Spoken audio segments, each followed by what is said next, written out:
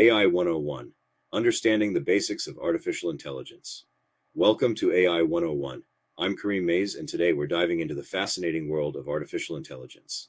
But what exactly is AI, and why is everyone talking about it? Let's break it down. AI, or artificial intelligence, is the field of computer science dedicated to creating intelligent machines that can perform tasks that typically require human intelligence.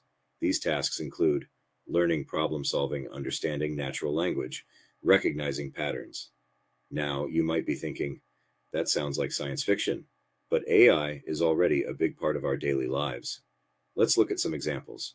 Virtual assistants like Siri or Alexa, recommendation systems on Netflix or Amazon facial recognition on your smartphone, self-driving cars, AI systems work by processing large amounts of data, identifying patterns, and making decisions based on what they've learned.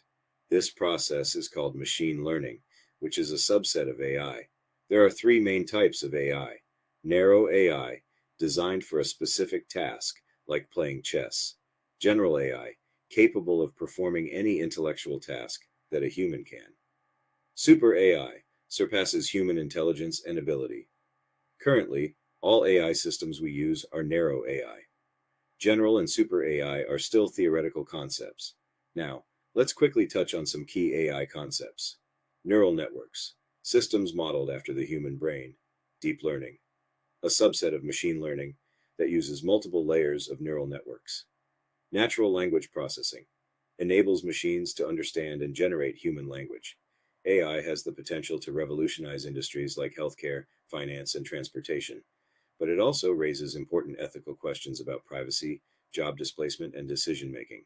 As we continue to develop AI, it's crucial that we consider both its benefits and challenges. Closing remarks. That's our introduction to AI. In future videos, we'll dive deeper into each of these concepts. If you found this helpful, please like and subscribe, and let us know in the comments what AI topics you'd like us to cover next.